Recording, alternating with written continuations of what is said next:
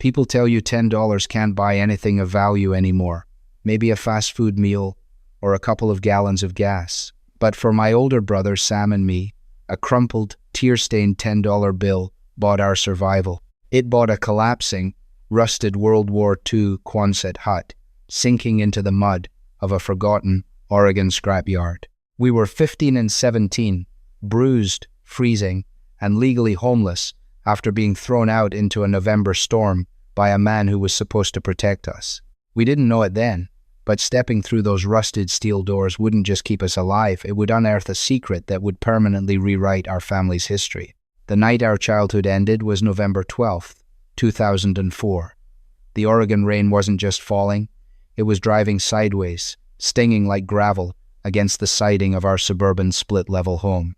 Inside, the atmosphere was suffocating. My stepfather, Richard, was on a tear. He was a man whose moods were dictated by the bottom of a bourbon bottle and whatever perceived slights he felt the world owed him. My mother, Caroline, had long ago perfected the art of vanishing into the wallpaper, choosing her own comfort over the safety of her sons. The inciting incident was embarrassingly trivial. I had left a pair of muddy boots by the back door instead of the mudroom. But to Richard, it was an act of profound disrespect.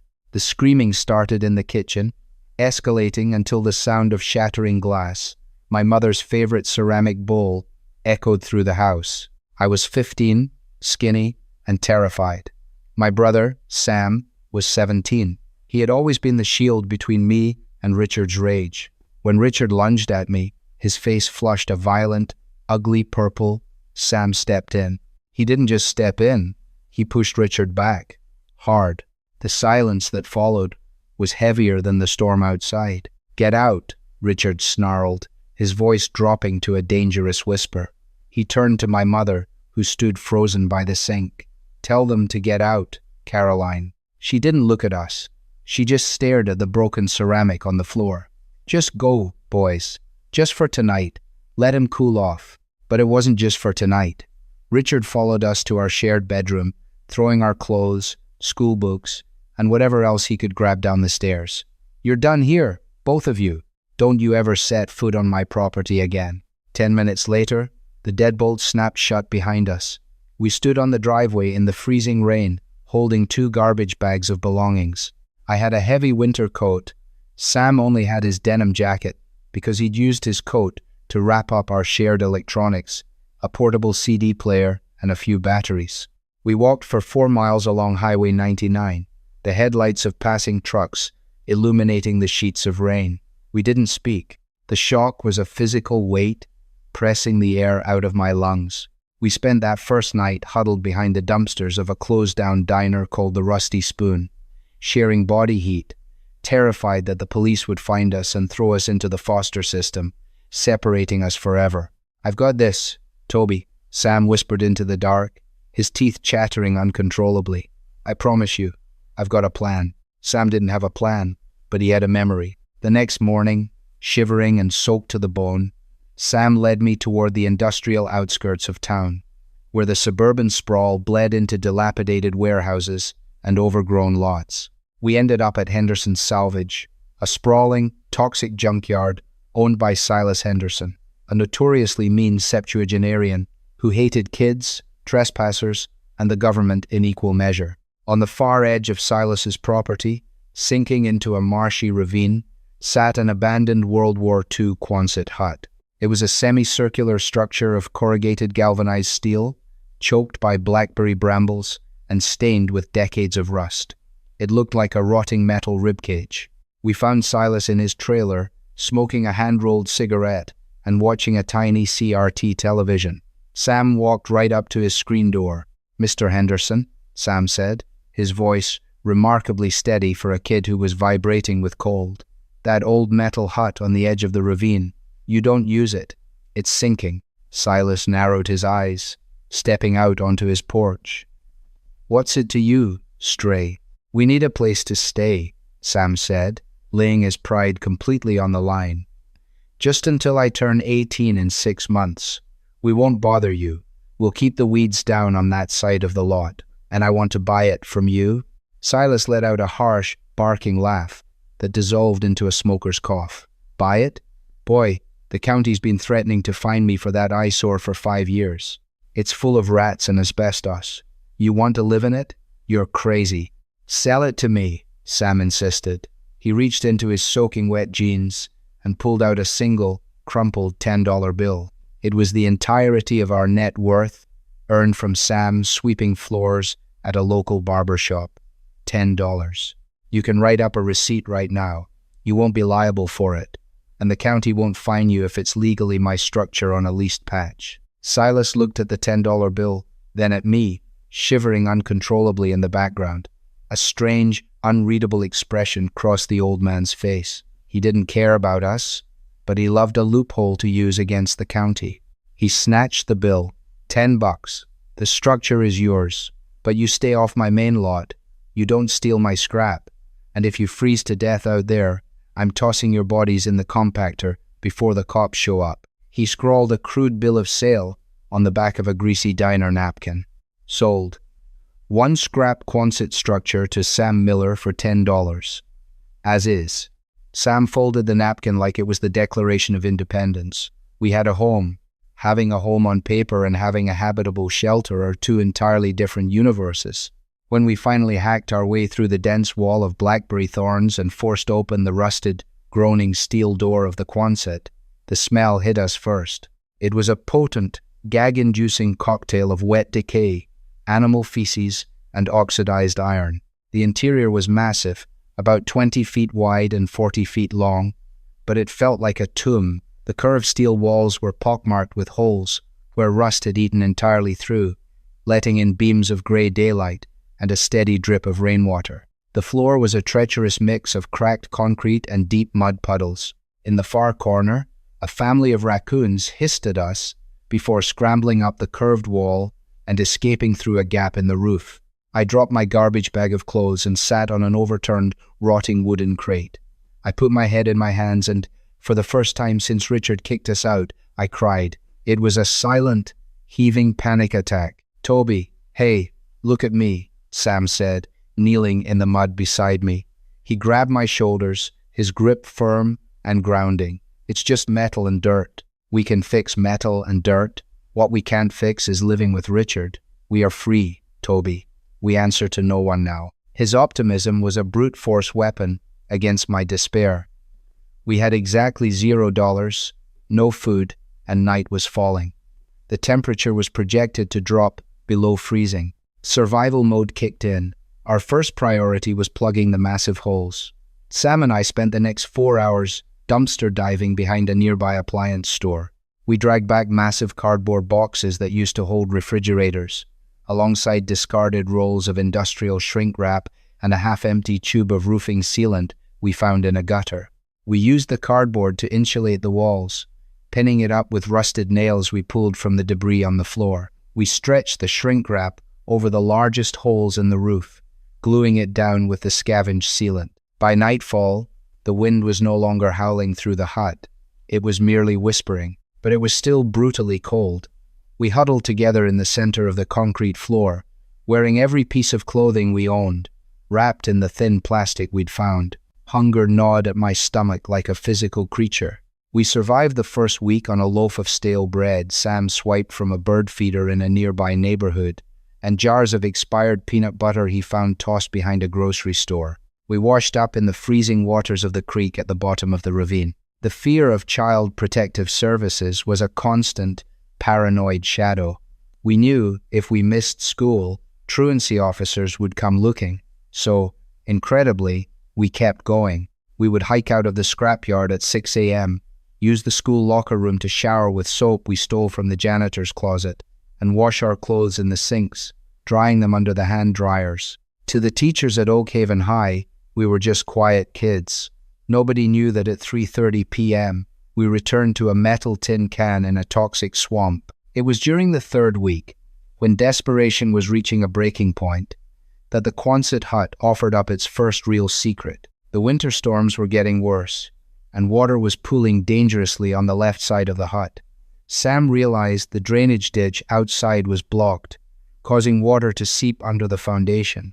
We needed to dig a trench inside to divert the water out the back. We found a rusted shovel head with no handle in Silas's yard and took turns hacking at the hardened, muddy concrete floor in the back corner.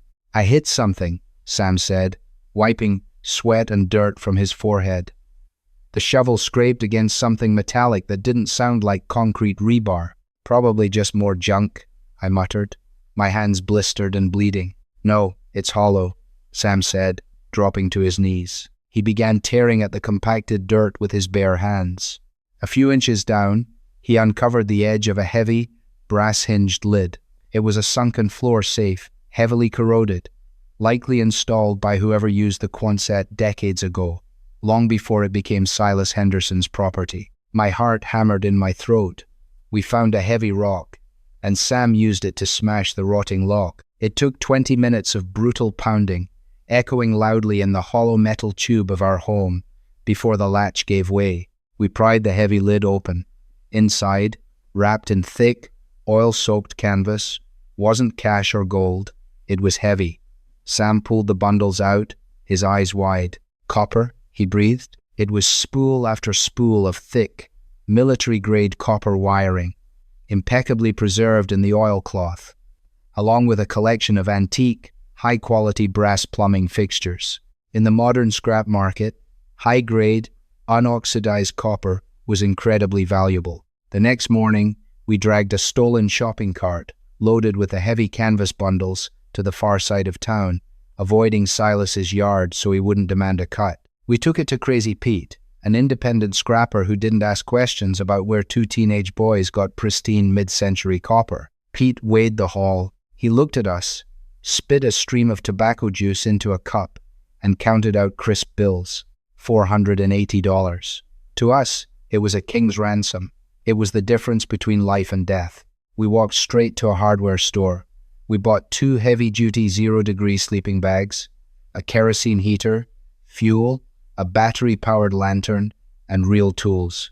We went to the supermarket and bought rotisserie chicken, fresh bread, and apples. That night, sitting in the warm, orange glow of the kerosene heater, eating real, hot food, I looked around the rusted walls of the Quonset. It wasn't just a metal cage anymore. It was a fortress.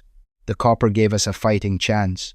But what we would discover buried in the walls of that hut over the next 6 months would change our lives far more than $480 ever could. The real twist was still hiding right above our heads.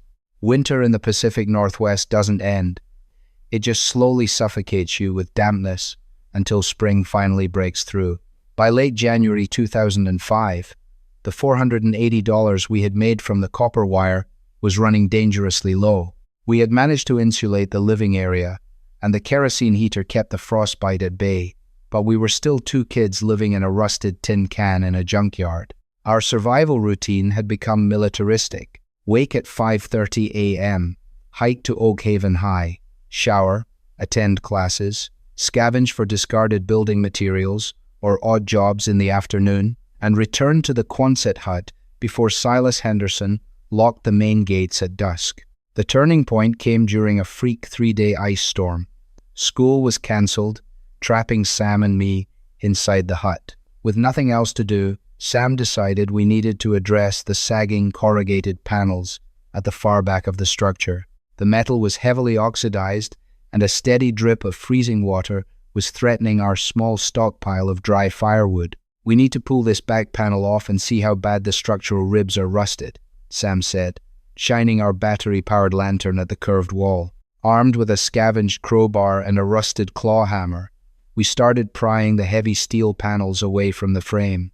It was brutal, deafening work. As the third panel groaned and finally snapped free, it didn't reveal the muddy hillside behind the hut like we expected. It revealed a solid wall of thick, marine-grade plywood. Sam and I froze. We looked at each other, then back at the wood. The exterior of the Quonset hut was 40 feet long, but sitting inside, looking at this plywood bulkhead, I realized the interior living space was only 30 feet deep. "There's a false wall," Sam whispered, his breath pluming in the freezing air. 10 feet of this building is walled off from the inside. Adrenaline overrode our exhaustion. We attacked the plywood, It was nailed in tight with heavy galvanized spikes, clearly built to keep people out or keep something hidden. It took us 2 hours of splintering wood and raw knuckles to create a hole large enough to crawl through. Sam went first, holding the lantern. I followed, sliding through the jagged opening into a space that smelled intensely of cedar, stale dust, and ancient machine oil. When Sam lifted the lantern, the beam illuminated a time capsule. The back 10 feet of the Quonset hut had been completely sealed and heavily waterproofed with thick tar paper. Stacked floor to ceiling were about 24 heavy, stenciled, military-style crates and several massive, reinforced anvil flight cases. "What is this?" I asked, my voice barely a squeak. "Weapons? Let's find out," Sam said. He unlatched the nearest flight case. The heavy steel butterfly latches snapped open with a sharp clack. He lifted the lid. Inside, nestled in decaying velvet foam, was a pristine, cherry sunburst 1959 Gibson Les Paul standard guitar. Even to a 15-year-old kid who didn't play music, it looked like a museum piece. We frantically opened the other cases. We found a seafoam green 1962 Fender Stratocaster. We found boxes of unopened vintage vacuum tubes. We found 2 massive, heavy Neumann U47 studio microphones wrapped in silk. We found boxes of new old stock Harley-Davidson panhead engine parts, still swimming in factory Cosmoline grease. This wasn't just junk. Someone, a paranoid collector, a thief who went to prison, or an eccentric who died before returning for their stash, had hidden an absolute fortune behind that wall decades ago. Sam sat back on a wooden crate, his hands shaking as he held a microphone that looked like a silver Zeppelin. "Toby," he said, his voice deadly serious, "do not tell anyone about this. Not a soul at school. Not Silas. If anyone finds out we have this, we are dead, or the state takes it all." We spent the next 2 months researching. Sam used the dial-up internet at the public library, meticulously cataloging every serial number, every part, and every instrument. He discovered that a 1959 Les Paul Standard, in pristine condition, could fetch over $100,000 on its own to the right buyer. The sheer weight of that number terrified us. Sam knew we couldn't just walk into a pawn shop. He needed a specialist. In March, using a payphone outside a gas station, Sam contacted Harrison Sterling, a high-end vintage instrument broker based out of Seattle who catered to wealthy rock musicians and private collectors. Sam pitched himself as an estate liquidator dealing with an inheritance. Harrison drove down to Oregon 2 days later in a black Mercedes SUV. We met him at a diner a mile from the junkyard, and Sam blindfolded him for the drive onto Silas's property, a theatrical move, but necessary. When Harrison stood in the freezing, rusted Quonset hut and saw the Les Paul, he literally dropped to his knees. He spent 4 hours authenticating the guitars and microphones. "I don't know who you boys robbed or whose grave you dug up," Harrison said, adjusting his glasses, "but this is the cleanest Holy Grail stash I've seen in my 30-year career. We didn't rob anyone. We bought the property," Sam lied smoothly. "What's the number, Harrison?" Harrison sighed, pulling out a checkbook. "For the 4 guitars and the Neumanns, I'll wire you $180,000 today, and I'm taking a risk doing it. $180,000. The air left my lungs." Sam didn't even blink. $200,000. "And you pay the wire transfer fees." Harrison looked at my 17-year-old brother, battered, wearing a thrift store jacket, living in a scrap heap, and smiled. "Deal." The money didn't change our location. It changed our reality. On April 14th, Sam turned 18. He was officially a legal adult. The very next morning, he walked into Silas Henderson's trailer and dropped a cashier's check for $15,000 on the old man's sticky linoleum table. "I'm buying the half-acre the hut sits on, the ravine, and a legally deeded access easement to the main road," Sam said. Silas nearly swallowed his cigarette. He tried to haggle, he tried to intimidate, but ultimately, greed won. The old scrapper couldn't turn down 15 grand for a useless swamp. By the end of the week, the deed was in Sam Miller's name. We were no longer squatters. We were landowners. Next, Sam hired a ruthless family law attorney. For $3,000, he filed for legal guardianship of me, citing Richard's abuse and our mother's neglect. Because Richard had explicitly thrown us out and abandoned us, and because Sam now had a home and substantial liquid assets, the judge granted the petition by early summer. I was legally untouchable. Then, the transformation began. We didn't abandon the Quonset hut. We evolved it. We hired a crew of independent contractors who didn't mind working in a junkyard. They stripped the rusted exterior metal and replaced it with sleek, matte black, corrugated steel. They sprayed industrial closed-cell foam insulation on the curved interior, sealing it completely. We poured a radiant, heated, polished concrete floor. We tore out the entire front wall and installed floor-to-ceiling, double-paned, tempered glass overlooking the ravine, which we paid a landscaper to clear of the toxic debris and blackberry bushes. Inside, we built a modern kitchen with butcher block counters, a lofted bedroom for Sam, and a private room for me in the back where the false wall used to be. We installed solar panels on the curved roof and sank a deep water well. The rusted, $10 death trap had become a 200-square-foot architectural masterpiece hidden behind walls of scrapped cars. By September, I started my junior year of high school. I wasn't the smelly, shivering kid hiding in the locker room anymore. I had clean clothes, a heavy winter coat, and Sam had bought me a used, reliable Ford Ranger to drive to school. But small towns are porous. Secrets leak. Word got around Oakhaven that the Miller boys, the ones who went missing last winter, were suddenly flashing cash and living in a compound out by Henderson's salvage. The rumors mutated. Some said we were dealing drugs. Others said we won the lottery. Unfortunately, the rumors reached the one place we dreaded most, the split-level house in the suburbs.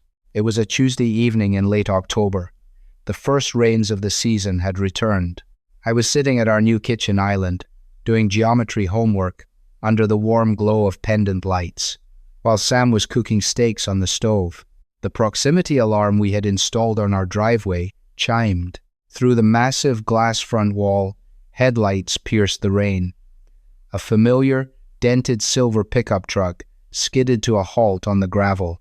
My blood turned to ice. It was Richard. He stepped out of the truck, ignoring the rain, staring in absolute disbelief at the glowing, modern home sitting where a rotting metal tube used to be. He marched up to the heavy steel front door and began pounding on it with his fists. "Sam!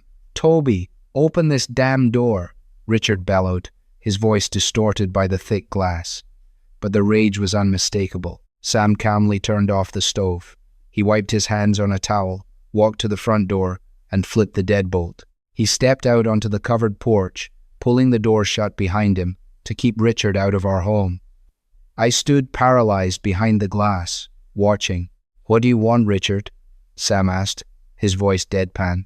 "What do I want?" Richard sneered, stepping aggressively into Sam's space.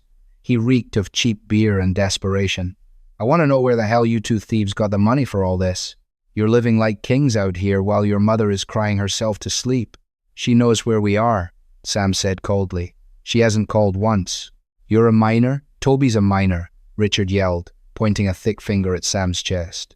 "Whatever money you stole, whatever scam you're running, that belongs to the house. I'm your legal guardian. I can have the cops out here in 5 minutes to take this all away and throw you both in juvie."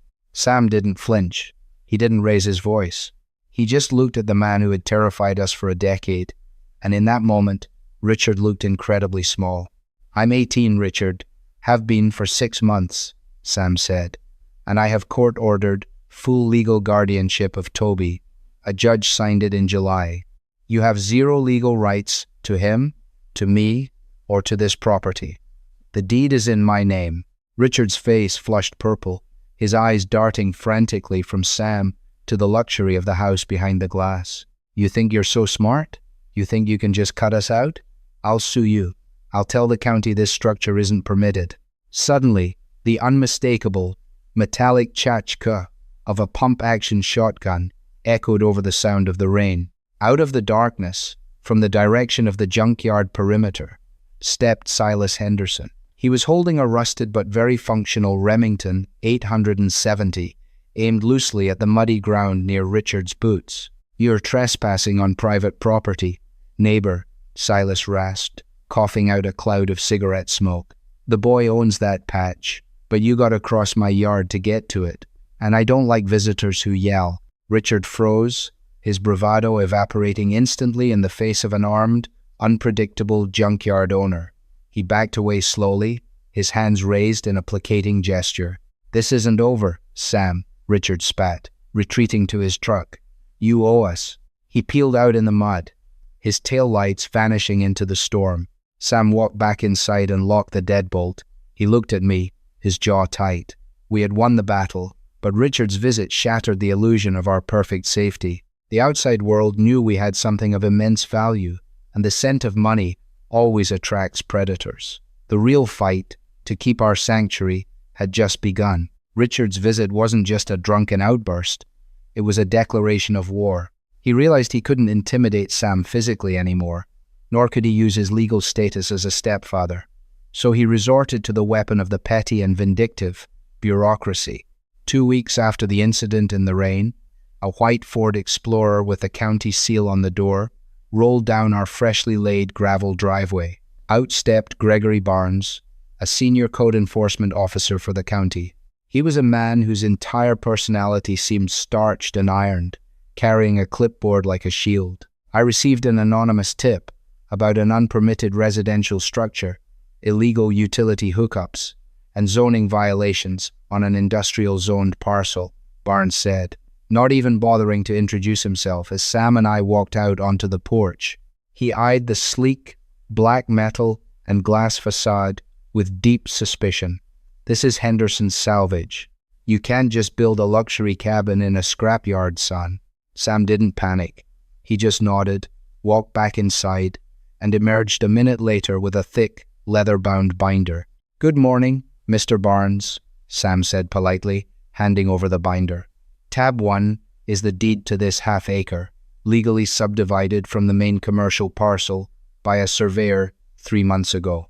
Tab 2 is the rezoning approval from the City Council meeting in August, changing this specific half-acre to mixed-use residential. Tab 3 contains every stamped architectural and engineering plan, and tabs 4 through 7 are the signed-off permits for electrical, plumbing, structural, and the well." Barnes blinked. He opened the binder, his eyes scanning the official county stamps and signatures. He flipped from page to page, his frown deepening as he realized the anonymous tipster had sent him on a fool's errand. Sam hadn't just built a house.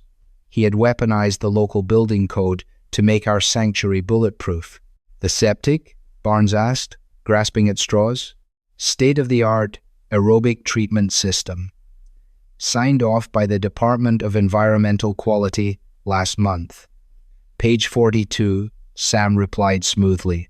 Barnes snapped the binder shut and handed it back. "Everything seems to be in order. Have a good day, Mr. Miller." When Barnes drove away, we cheered, but the victory was short-lived. Richard, having failed legally, turned to outright sabotage. The first strike happened in mid-November. We woke up to freezing temperatures inside the house. Someone had scaled the slope behind the Quonset in the dead of night and taken a sledgehammer to our solar battery bank, completely destroying the heavy-duty lithium cells. It was $5,000 worth of damage. A week later, our driveway was seeded with industrial roofing nails, blowing out 2 tires on my Ford Ranger. We knew it was Richard. The police knew it was Richard. But without security footage, which we hadn't installed yet, there was no proof. The stress began to fracture our peace. I started sleeping with a baseball bat next to my bed, jumping at every creak of the metal roof. The climax of Richard's siege happened on a Tuesday night when Sam was in Portland, meeting with Harrison Sterling about investing our remaining funds. I was home alone, finishing an essay for my history class. The wind was howling, masking any noise from the junkyard. Suddenly, the power cut out. We had replaced the batteries, so a total blackout meant the main breaker at the edge of the property had been manually tripped. I sat in the dark, my heart hammering against my ribs. I grabbed my bat and crept toward the glass front wall. Through the driving rain, I saw the silhouette of a man walking toward the porch, holding a heavy iron tire iron. It was Richard. He thought we were both asleep. He stepped onto the porch and swung the iron bar viciously at the tempered glass.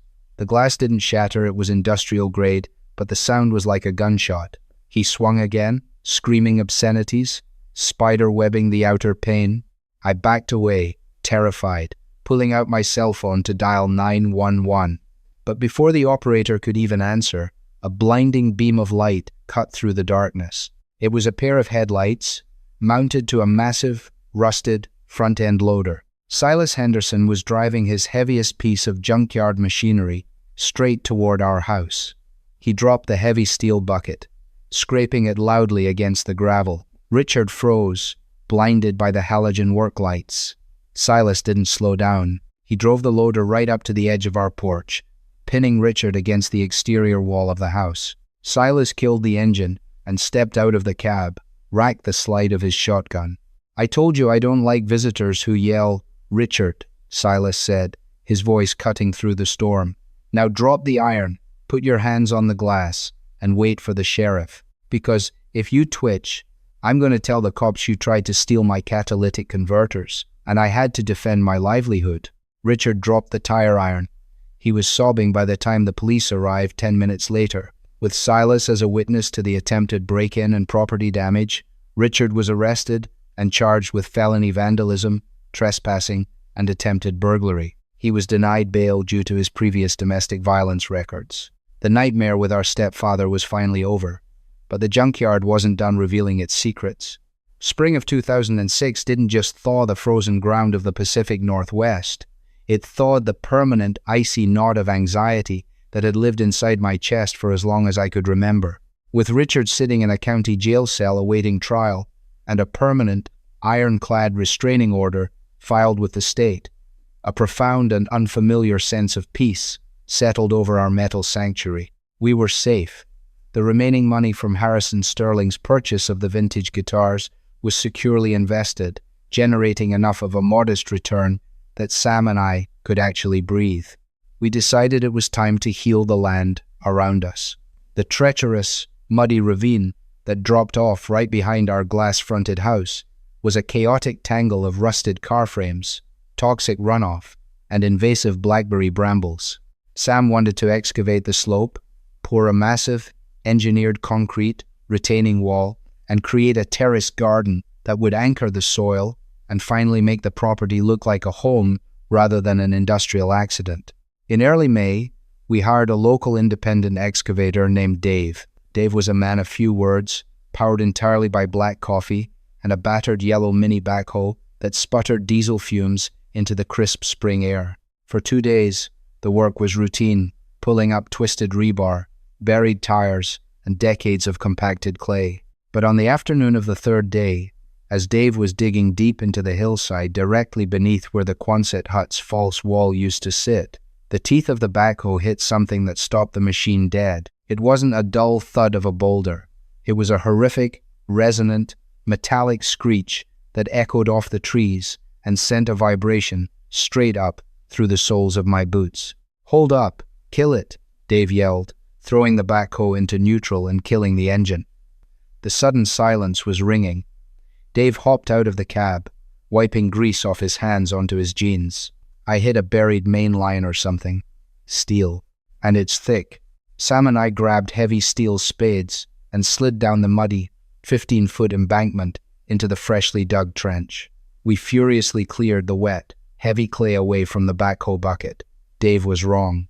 It wasn't a pipe. It was a massive, riveted steel plate, heavily oxidized and caked in compacted earth, set at a steep angle directly into the hillside. It looked like the armored hull of a sunken battleship. We were staring at it in confusion when we heard the crunch of boots on gravel above us. We looked up to see Silas Henderson standing at the edge of the excavation, leaning heavily on his wooden cane, a hand-rolled cigarette dangling from his lips. He looked down into the muddy pit, his eyes tracing the exposed edge of the riveted steel. A slow, knowing smile spread across the old man's deeply weathered face, settling into the deep creases around his eyes. "Well, I'll be damned," Silas muttered, a cloud of blue smoke catching the afternoon light. I always wondered if the crazy old man was lying to me. Who? Sam asked, using his shovel to scrape more mud off the plate, revealing a heavy, industrial hinge. My father, Silas said, carefully making his way down a few steps of the incline to get a better look. He bought this entire valley in 1952 from the federal government. Before I turned it into a scrapyard, this whole area was a staging and logistics camp for the Army Corps of Engineers during the Second World War. That's why your Quonset hut was here in the first place. Silas paused, pointing his cane at the steel plate. But before the feds took it over, back in the 1920s, this land belonged to the logging barons. Timber was king, but the loggers were thirsty. My dad always swore up and down that the army just paved over the old bootlegger vaults because it was cheaper than filling them in. Bootlegger vaults? I asked, my pulse accelerating as the historical weight of his words sank in. Oregon had statewide prohibition years before the rest of the country adopted the Volstead Act. Silas explained, a glint of genuine excitement in his usually cynical eyes. The deep woods logging camps out here were incredibly lucrative. Unregulated markets for Canadian whiskey smuggled down the coast. The syndicates used deep, underground concrete cellars to store the imported stuff before running it to Portland. The army built your metal tube right over the top of one to hide it. It took Sam, Dave, and me 3 exhausting days of careful, manual digging to fully expose the steel plate. It was a heavy, military-grade blast door, completely rusted shut and locked from the outside, with mechanisms that had long since fused into solid lumps of iron. Shovels and crowbars were useless. We drove into town and rented an industrial plasma cutter, a heavy gasoline-powered generator, and fire safety gear. The cutting process was grueling. Sam wore a heavy welding mask, operating the plasma torch while I stood by with a fire extinguisher. A blinding, localized sun flared in the muddy trench as the superheated plasma sliced slowly through the inch-thick locking mechanisms. Showers of molten orange sparks rained down onto the wet clay, filling the ravine with the acrid, metallic stench of vaporized steel and ozone. After 4 hours of agonizing, millimeter by millimeter cutting, the final hinge gave way. "Stand back," Sam shouted, killing the torch. With a groan that sounded like a dying beast, the massive steel door shifted. Dave hooked a heavy tow chain to the backhoe and gently pulled the door outward. It fell into the mud with a seismic thud that rattled my teeth. Instantly, a wave of stale, icy air rushed out of the darkness, carrying the distinct sense of ancient dampness, cedar wood, and heavy machine grease. Sam clicked on a high-lumen, heavy-duty tactical flashlight, and we stepped over the threshold. It wasn't a dirt cellar.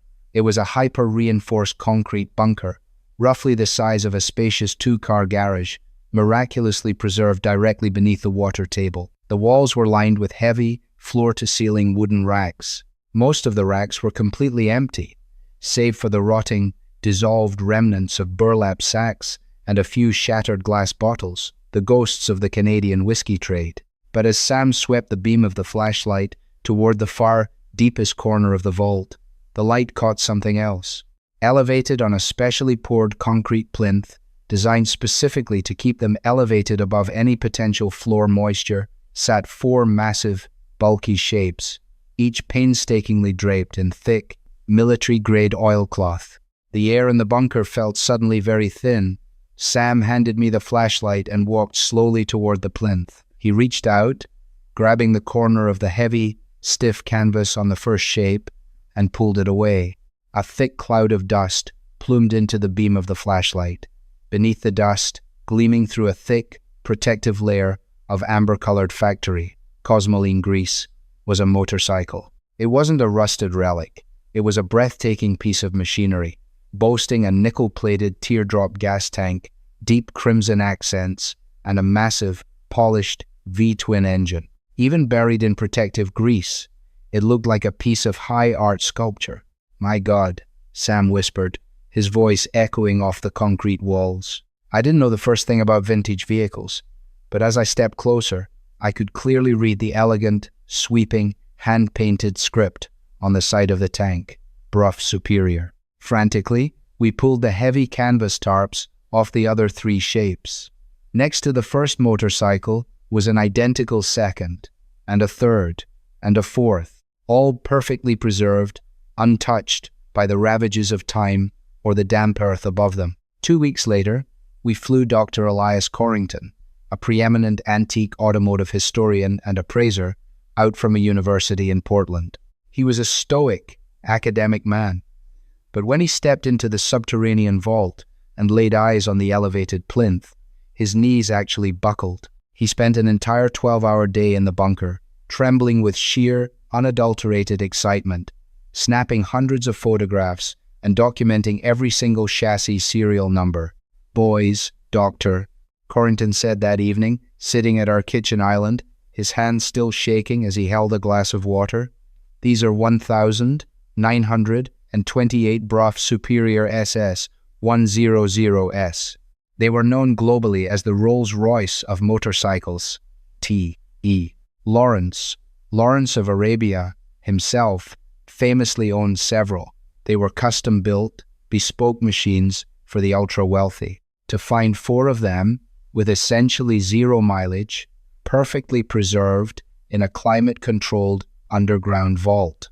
It is, without exaggeration, the automotive discovery of the decade.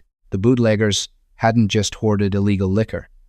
They had hoarded untraceable, ultra-high-value physical assets, likely intended as bribes or off-the-books currency for the top bosses of the syndicate. And for whatever reason, arrest, murder, or a cave-in, they had never come back to claim them. The vintage guitar stash had given us a foundation and a fighting chance. But the Bruff Superiors changed the trajectory of our entire existence. A year later, after a meticulous, museum-quality cleaning process, the 4 motorcycles were shipped across the Atlantic to be auctioned at Bonhams in London, sold as the Oregon Vault Collection. The bidding war lasted less than 20 minutes. The gavel fell at a combined total of $1.8 million. We were no longer just surviving the junkyard. We possessed the kind of generational wealth that rewrites family histories, pulled directly from the rusted earth that had saved our lives. The transfer of $1.8 million from Bonham's auction house into a newly minted account at Chase Private Client didn't feel real. It was a string of digital zeros glowing on a laptop screen inside our Quonset home, illuminated by the very same solar setup we had painstakingly rebuilt. Sam was 19. I was barely 17. Statistically, we should have been statistics, another pair of runaway youth swallowed by the foster system or the streets. Instead, we were sitting on generational wealth. But sudden money doesn't erase trauma. It just gives you a more comfortable place to process it. Sam, who had essentially acted as a 30-year-old man since he was 15, didn't buy a sports car or throw a massive party. Instead, he hired a fiduciary wealth manager at Bessemer Trust in Seattle. We locked the vast majority of the funds into a diversified portfolio of index funds, municipal bonds, and a solid trust designed to dole out modest living stipends. We didn't want to be rich idiots. We wanted to be bulletproof. For a year, life settled into a bizarre, peaceful rhythm. I graduated from Oak Haven High with honors, accepted into a solid state university to study civil engineering. Sam expanded his online business courses into a real-world contracting firm, specializing in salvaging and repurposing industrial materials, a poetic nod to our roots. Then, the past clawed its way back one final time. It wasn't Richard. Richard was serving a 4-year sentence at the Snake River Correctional Institution for his assault on our property and a litany of probation violations. This ghost was quieter, more insidious, and far more painful. In late September of 2007, a thick, cream-colored envelope arrived in our steel mailbox at the edge of the junkyard. The return address belonged to a low-rent motel in Portland. It was from our mother, Caroline. The letter was a masterclass in passive-aggressive guilt. She had left Richard shortly after his arrest, she claimed. She was destitute, working double shifts at a dry cleaner, her health failing. She wrote that she had seen the article in the Oregonian about the local scrapyard boys uncovering the $1 million motorcycle vault. The underlying message was loud and clear. I am your mother, I am suffering, and you are wealthy. We don't owe her a dime, Toby, Sam said, his jaw locked tight as he read the letter over the kitchen island. Where was her letter when we were eating expired peanut butter and freezing in this metal tube? Where was her letter when Richard threw us into a hurricane? I know, I replied, the old, familiar knot of anxiety tightening in my chest. But if we ignore it, she'll just keep coming. She's desperate. We agreed to meet her. Not at our home that sanctuary was strictly off limits to anyone from our past, but at a crowded, brightly lit Panera Bread off Interstate 5. Seeing her was a shock. The woman who had passively watched Richard tear our lives apart looked fragile, aged a decade in just 3 years. Her hands shook as she held her coffee cup. She cried, apologizing profusely, weaving a narrative where she was just as much a victim of Richard as we were. I had nowhere to go, Caroline sobbed, reaching across the table to touch Sam's hand. He smoothly pulled it back. I'm so proud of what you boys have done. I need a little help to get back on my feet. Just a loan. A few thousand. Sam looked at her with a cold, unwavering clarity that terrified me slightly. You weren't a victim of Richard that night, Mom. You were his accomplice, Sam said, his voice low enough not to carry, but heavy with finality. You watched 2 miners get thrown into a freezing rainstorm, and you turned back to your warm house. You didn't file a police report. You didn't call the schools. You left us for dead. Caroline gasped, burying her face in her hands. Here is what is going to happen, Sam continued, sliding a manila folder across the table. Inside is a cashier's check for $50,000. It is enough to buy a modest condo in a cheaper county outright, or pay rent for a decade. It is a one-time severance, but it comes with a legally binding non-contact agreement drafted by our attorneys at Davis Wright Tremaine. You cash this, you agree to never contact Toby or me again.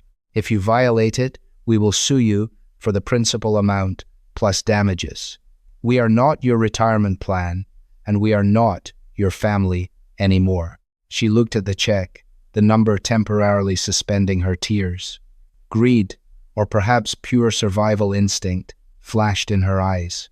She signed the paperwork right there in the booth. We walked out of the restaurant, the final tether to our old life completely severed.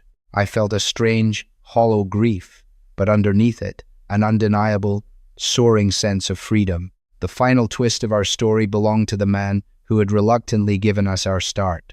By the winter of 2008, Silas Henderson's lungs finally gave out. Decades of chain-smoking unfiltered cigarettes and breathing in asbestos dust from crushed brake pads caught up with him. He was hospitalized in late November, stubbornly refusing oxygen and terrorizing the nursing staff. Sam and I visited him every day. We brought him sneaking flasks of terrible diner coffee, which he claimed was the only thing keeping him alive. We had grown to love the cantankerous old man. Beneath his abrasive exterior was a fiercely independent spirit who had recognized and ultimately protected the same trait in us. On a rainy Tuesday, the hospital called us.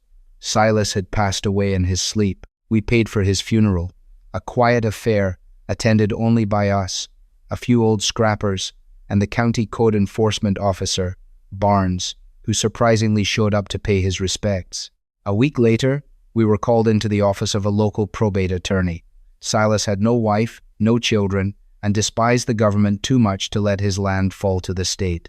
Mr. Henderson amended his will 6 months ago, the attorney explained, pushing a thick document across the desk. He left the entirety of Henderson's salvage, all 12 acres of industrial land, the heavy machinery, and the remaining scrap assets, to Samuel and Tobias Miller. Attached to the will was a greasy diner napkin. It was the original bill of sale from the day we bought the Quonset hut for $10.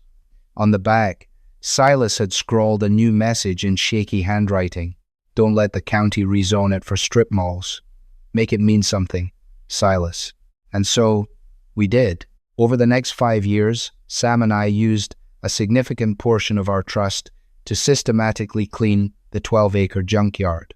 We abated the contaminated soil, recycled thousands of tons of rusted steel, and restored the natural wetlands bordering the creek. But we didn't sell the land to developers. Instead, we built the Henderson Ironworks Trade Academy. It was a fully funded vocational school designed specifically for teenagers aging out of the foster care system or facing homelessness. We built state-of-the-art welding bays, carpentry shops, and automotive repair garages. And at the very center of the campus, acting as the administrative office and a permanent reminder of where we started, sat our Quonset hut. We kept the sleek black metal exterior, but inside, we framed the original $10 bill and the greasy napkin by the front door. We had turned a toxic wasteland into a launching pad for kids who, just like us, had been told they were worthless. Looking back, the trajectory of our lives pivoted entirely on a piece of paper worth $10 and a rusted steel shell that society had discarded. My brother Sam and I learned that home isn't necessarily where you were born. Sometimes it's a fortress you build out of sheer defiance in the mud. The Quonset hut sheltered us from the storm, but it was the hidden history within its walls, the copper, the vintage guitars, the Bruff Superior motorcycles that bought our absolute freedom. More importantly, it taught us that the world will eagerly write you off if you let it. We refused to be victims of a violent stepfather or a neglectful mother. By transforming Silas Henderson's toxic junkyard into a sanctuary and an academy for forgotten youth, we ensured that the rust and decay of our past became the foundation for something enduring.